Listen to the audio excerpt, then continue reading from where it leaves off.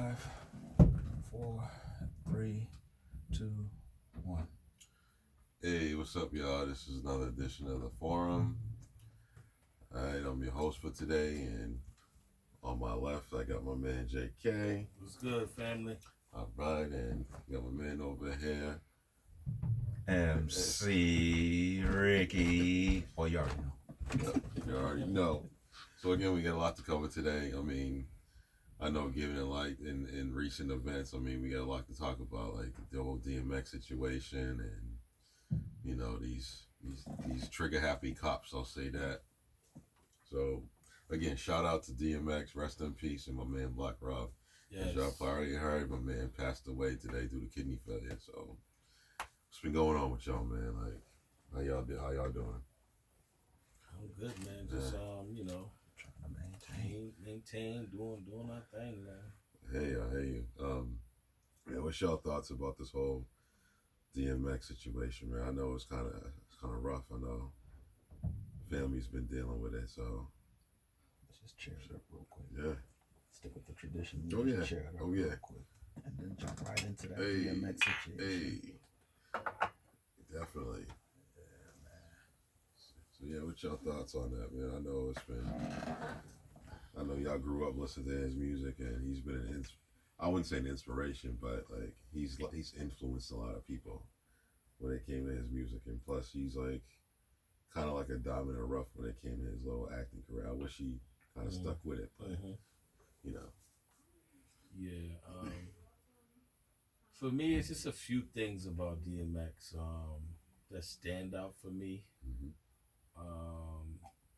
DMX for me, I remember back when he was underground, and I used to get the little, you used to get the tapes and stuff. I remember hearing, actually, Get At Me Dog before it was like really, really big, yo.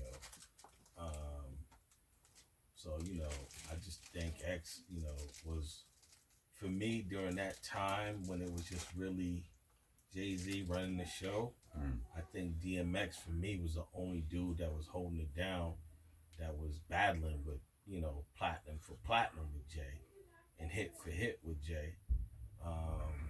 So he always gets my props with that. I think he has so much potential with the acting as well. I wish he would have stuck with it because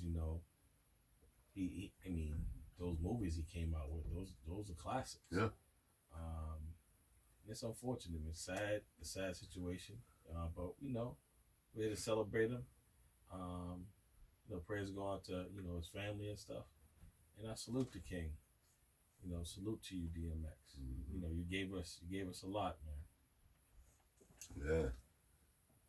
I mean, I do know, like, the man had what, 2 #1 albums within a year. Like that alone is like big. I don't think any other artist has done that before in the rap industry at that, in my opinion. Like, yeah, his music overall was just influential. Like, I mean, this man got up on stage and prayed and he broke down on stage, man, and he's never been greedy when it came to his money and all that. Like, I always admired him. I mean, he couldn't control his demons, unfortunately, but like, other than that, man, he was a very talented individual, man, and there's not going to be anybody like him in my opinion. Like, yeah, definitely. I mean, honestly, I'm gonna be honest. As a rapper, I'm not a fan. Okay. I'll be honest. But at the same time, I still got mad respect for him because of the impact he had in the hip hop culture, and as well as how he affected his fans. If you're a DMX fan, that's it. I've seen a lot of his fans. He has like a very loyal following. Yeah. You gotta respect that. Even if you're not a fan, you gotta respect that. Definitely. Yo, he had a loyal and deep following, and he had other heads come up with him, like Eve and the Rough Riders and all that.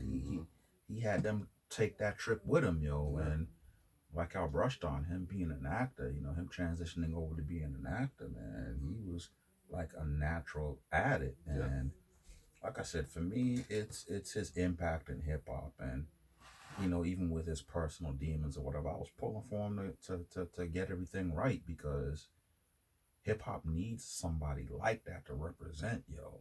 Be you a fan or not, you can't ignore the impact he's had on the culture, and as well as his longevity in the culture. Because I believe he was gearing up to do another album. Yeah, he was. And his fans and heads was like hip hop as a whole was excited for that. You know what I'm saying? And again, ignoring all his issues because heads is like, hey, you messed up. What? And I think that's what made him even more relatable. Yeah. Is because he didn't hide or duck, run, and hide from his issues. And a lot of heads related to that and also used the way he was fighting it as inspiration to fight their own. So big up to DMX, and that's definitely a big hole in hip hop. Another hole in hip hop that just opened up, man. Big up to DMX. Yeah, I just like the fact that, like, you know, the industry has this preservation where you're supposed to be perfect. You know what I'm saying? And he wasn't. He was totally like far from that, and he still basically was able to, like, you know, be successful in the industry. You know what I'm saying? Aside from his, like you said, personal demons, what he was going through, like, didn't matter to him. Like, that was just who he was, and that's what I was admired about him. Like, he was one of the real ones, in my opinion. You know what it was? Yeah. He was real and he was relatable. Yeah. You know what I'm saying? He's shown with all his flaws or whatever, you get at it, you can still come up. You know?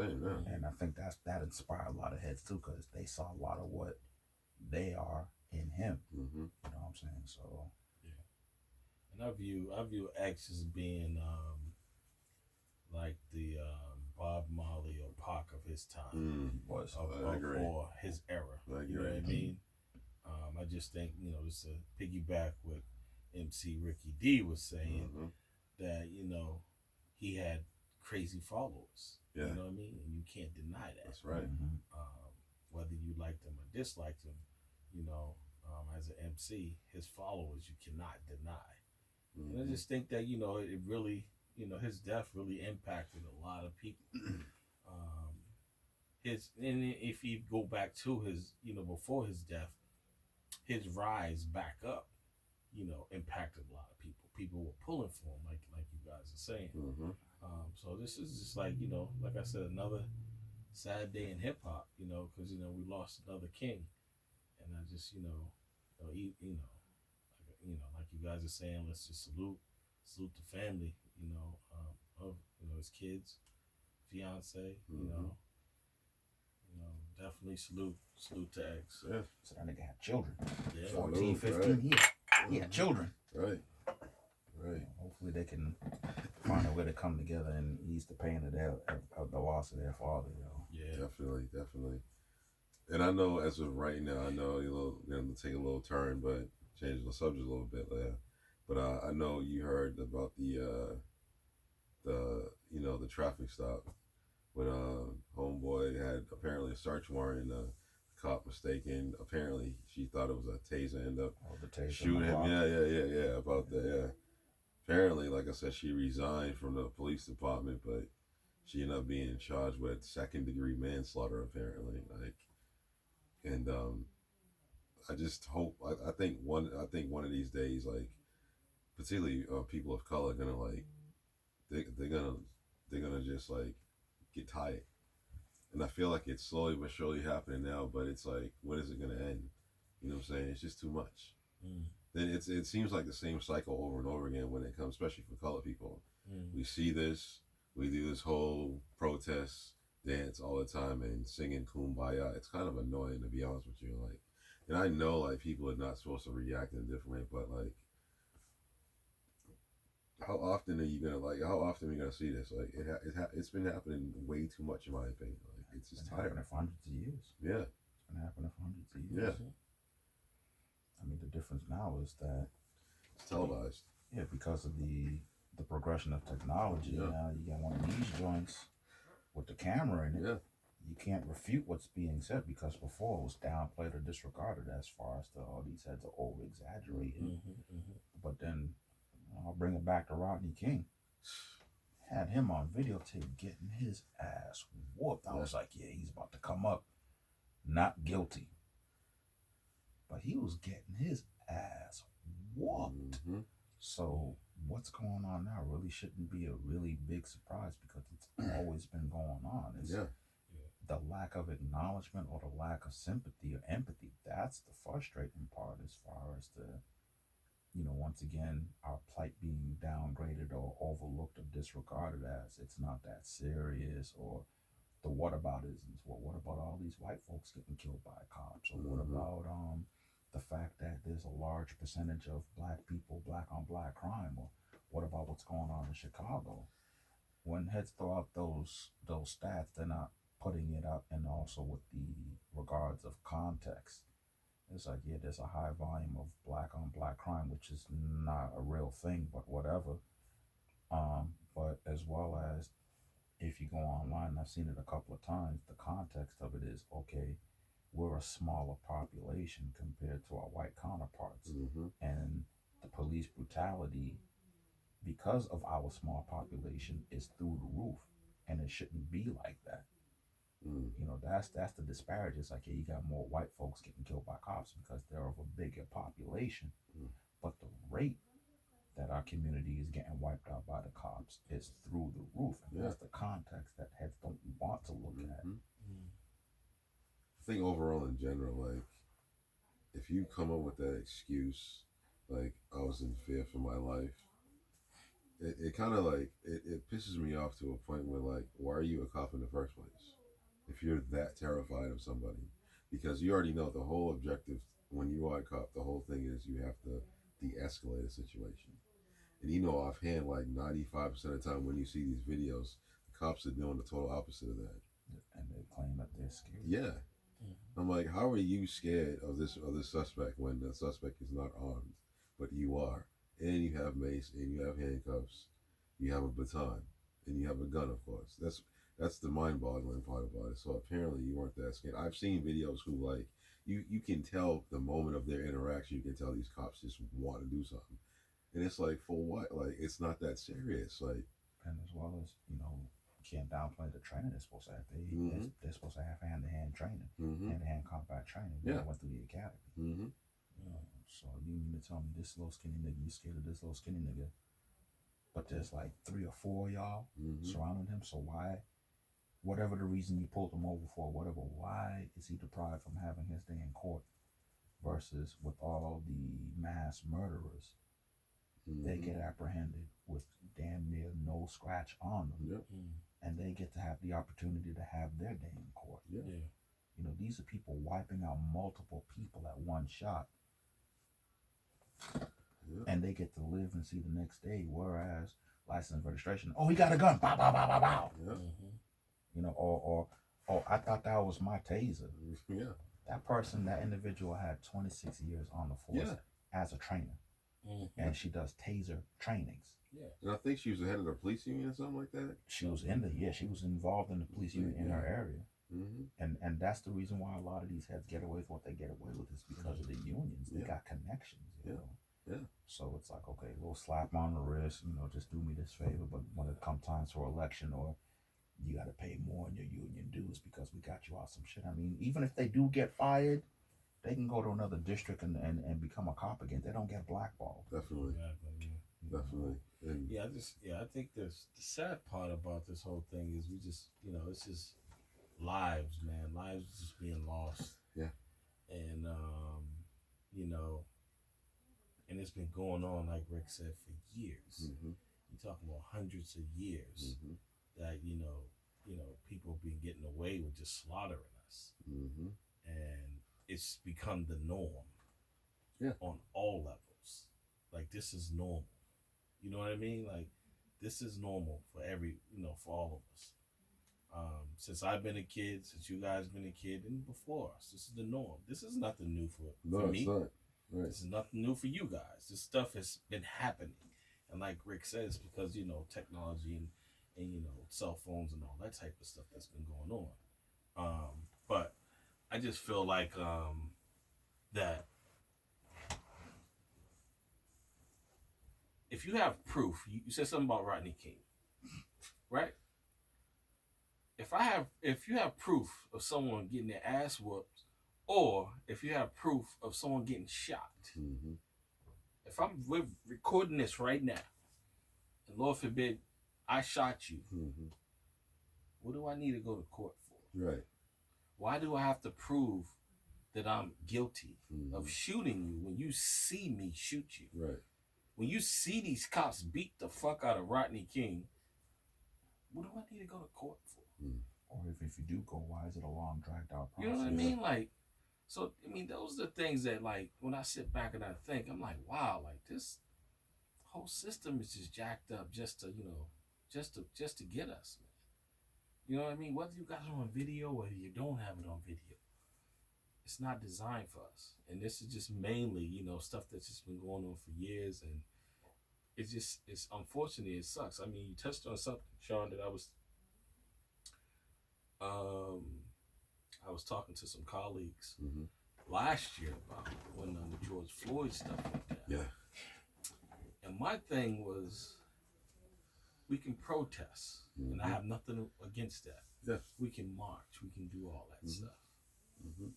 But when it's over, when it's silent, what do we do? And that's the stuff that bothers me. Yeah. Is silence kills. You know what I mean? Like, they think because the loudest voice gets heard. No, sometimes it doesn't. Right. You know, we go, you know, I live in the, you know, I live in, you know, in the city community, and the protesters are going by my crib. And I'm just like, wow, you know, I'm proud of, you know, our young black brothers and sisters. But on the same token, I'm thinking, like, what are they going to do after this? Because it's just a fad for them. Yeah. You know what I mean? Yep. So here and what I said last year is, this is not going to stop. You know, this is going to happen. There's going to be another George Floyd. There's going to be another Breonna Taylor. What are we going to do after that? And I think that's the question that seems to baffle me all the time. It's like, we're all gung-ho to get up and protest and destroy some shit and steal some shit. Wait, this is the thing that I think I always think when it comes to like logic. If you say, for instance, and this I'm pretty sure you understand this. You in a crew, you got your own crew, and there's another crew over there, and you be like, let's go rob and shoot these motherfuckers because they on your block. Yeah. The thing that I have a hard time with is these same people they're not using that same energy when it comes to these cops. Just like Tupac said, cops are just a legal gang. That's basically pretty much what it is. The thing is, if you know that cop is actually about to take your life, like if you know, like if you listen, you already know about it. This dude's about to take your life. I'm sorry, my kids are with me. I'm not gonna have any second thoughts when it comes to like me taking theirs. That's just how I'm thinking. Especially growing up and you see violence like all the time. Because it's normal. Yeah. You feel like it's normal, right? Yeah. Yeah. And my thing is, you know that these cops are gonna come after you. You just know it. Now, mind you, you have kids to protect. You have a wife to protect. You have a family, basically, when it's all said and done. And it pisses me off when I hear, again, these African Americans, these men, stop, don't do that, please. I got you recorded, and it's like, but a minute ago you was just robbing this motherfucker, like threatening to take his life. That's this is the logic that I'm like fighting with. It's like my wife told me, it's that slave mentality, pretty much what it is. Yeah. And it's sad in my opinion. And I just think at some point, and I thank God that I never had that issue before, and I hope I don't ever come across it. But it's for the people that I notice, like all these people are basically like singing "Kumbaya" when it comes to these cops. It's just me. Like I'm just not going to think twice. Like if you know your family's in danger, that's just how I see it. Like I don't know. Like it bothers me when I see this every single day. And I said one of these people are just going to get tired of it and be like, you know what? No more. Let's just stop. It's never going to be a no more. That's what I'm saying. The system is designed for it to be again and again and again. Because you know what? Like you said you touched on the police and the system of the police. They're designed a false sense of security to serve and protect, right? Yeah. So who do they serve and protect? They serve and protect, you know, their own, yeah. And when they fuck up, people are appalled some people, oh my God, I can't believe that happened. Right. You know what I mean? But for us, we're like, nah, these motherfuckers are dirty. Yeah. We've been screaming this shit for years. Yeah. Why This didn't shit you ain't comply? You should have just complied. Exactly. Like, you pulled me. I mean, listen, I've been pulled over by cops plenty of times.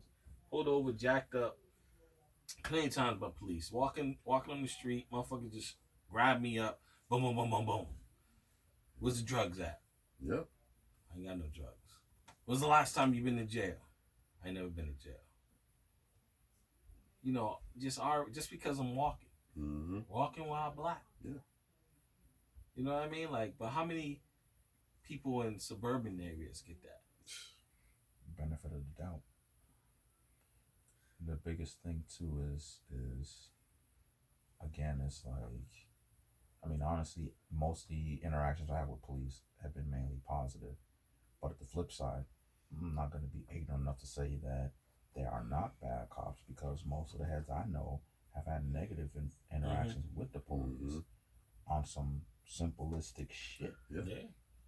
And it all boils down to the police system when it was first integrated in the system. Police back in the day were known as the overseers of the plantation. Yeah. And that mentality has survived through the generations. Yeah. Also, the way that not only the police or the system that empowers it, but just the governmental system as a whole was not designed for us to be a part of the American dream. Mm-hmm. They had to make laws up for us to be treated fairly and equal. They had to make amendments in the Constitution just to acknowledge us as human beings. And you can't expect something like that to just be swept under the rug and for us to forget about it, especially with that same kind of mentality and treatment is still relevant to this day. Yeah. They had to come up with fucking programs for us to get houses where our counterparts were given what's known as the benefit of the doubt, where we weren't given the benefit of the doubt, and that leads into white privilege. Heads saying, well, I had to work for everything I got. What kind of privilege? They didn't hand anything to me. It's like, okay, but your black counterpart had to work double as hard with the same skill set that you have. But because of the color of your skin, you're given that benefit of the doubt. You're given that credit line. Exactly. You're given the opportunity to buy a house over here, whereas your black counterpart had to work double hard. He had to work double overtime shifts.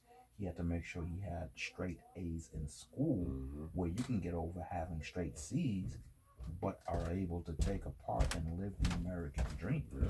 And the biggest thing that threatens people with the marches and the protests is that this country is just scared of us unifying to make some serious damage. It happened once with the Black Panther Party.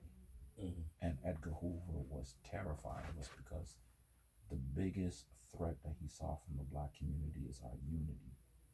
And he did what he did to infiltrate the party and basically have the party dismantle itself.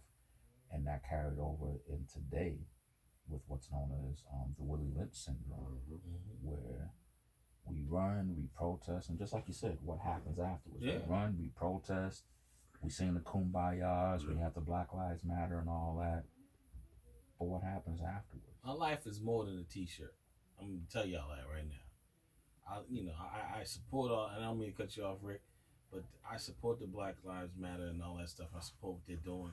But my life is more than a t-shirt. And what I mean by that is, like, just because you got a t-shirt on doesn't make it seem like that you're doing something. It's more than that, just that t-shirt. It's more than just that sign you're putting up. You know what I mean? And I go back to, I'm a 70s baby. And all the stuff that's going on, like we said, it's been going on for years. So just think, television was invented where, like, and I'm not accurate, but I would say the 30s or the 40s. Yeah, the 30s or the 40s, you had TV, right?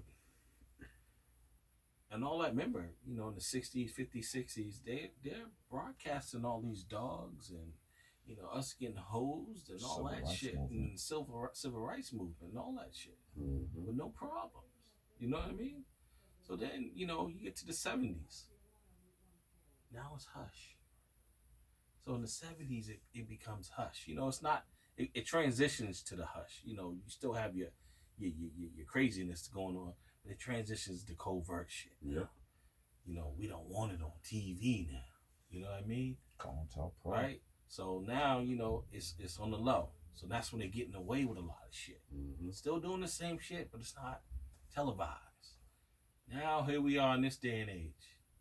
You know what I mean? And we got cell phones back out. We got, you know, all this stuff. We got these cell phones and everything that's recording everything. We're seeing everything. And that's why it's big again. And it's like, it sucks that we gotta see it through technology now, but when this shit's been going on for years. But even with that too, depending on who owns technology, because of how they can, the media, how they spin it too. Because again, with George Floyd, when he got murdered, it's like, yeah, but you know what I'm saying, he was ODing on fentanyl, and you know, he held a pregnant lady at gunpoint. Okay, that's fine and all that. That was then.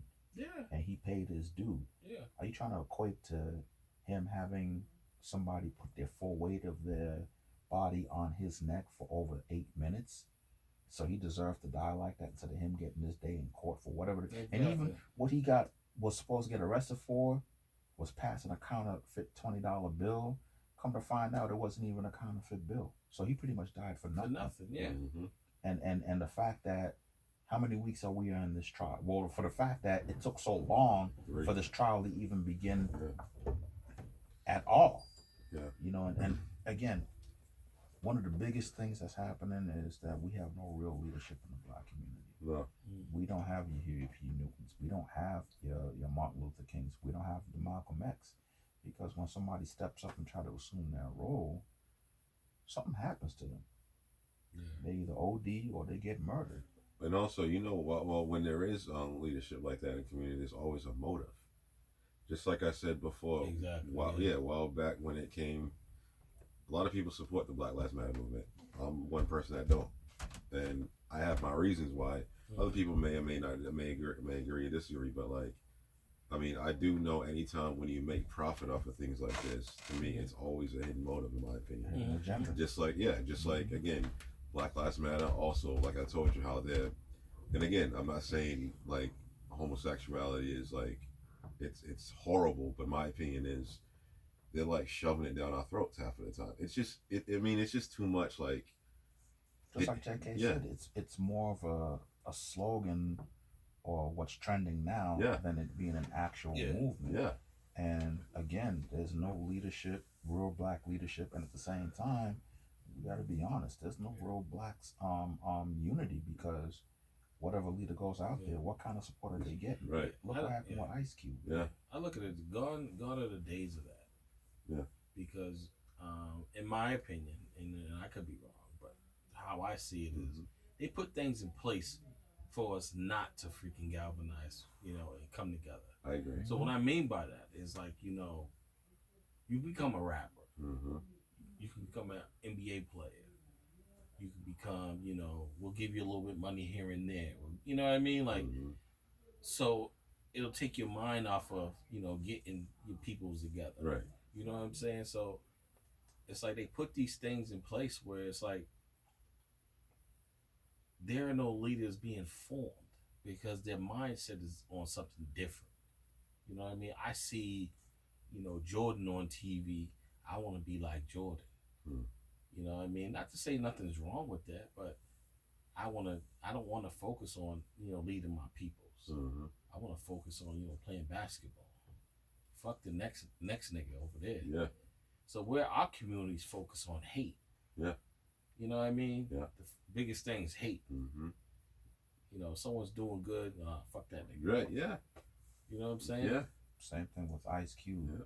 You know, when he came out with the contract for Black America, and it was on some real shit. Number one, it shouldn't have to have been up to a rapper to come up with something where we get paid, which is we're overdue, because we our community helped build this country up to what it is.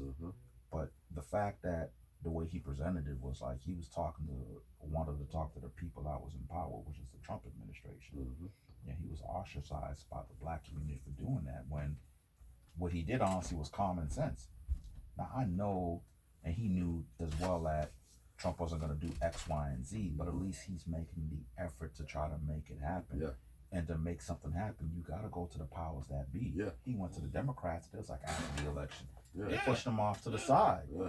And he himself said, I'm not a Trump supporter. And he himself also said that he doesn't really believe in both parties because with the black vote, the Democrats, they get the position that they're going for, but then that's it. Like you said, where's the follow up? Yeah, there's no follow up. There is no follow up. Once the Democrats get what they want to get, there's no follow up. Mm-hmm. The Republicans, at least, they got their heads looking out for them. But with the black vote, what good is the black vote if there's no black power behind it? And this country was built off of fucking Republicans. Yeah. Even black people were Republicans because their slave owners were Yeah. Republicans. So the slaves were Republicans. Yeah. So a lot of black people used to vote Republican. Mm-hmm. They flipped it like in the 40s or the 50s Yeah. where the parties flipped. Yeah. But it was original Republicans that was looking out for the black folks. Or if you want to say looking out, but it's because they were slave owners. You know what I mean? So Totally agree. So that's how it was. Totally. I just think for us as a people, I agree. I think we definitely need to unite, but we just need to see the bullshit that's in front of us, man. We need to freaking recognize this bullshit and come together, man, because that's the only way something's gonna change. We can't just keep saying, well, listening to our favorite NBA players, our favorite rappers, our favorite entertainers on TV, and speaking for us, because they're just speaking because.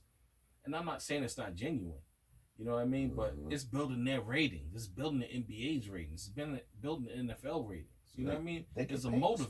There's a motive behind it. You know what I mean? That's pretty. And I'm not, like I said, and I'm not trying to, say what they're not saying is not genuine, but it's a motive, man.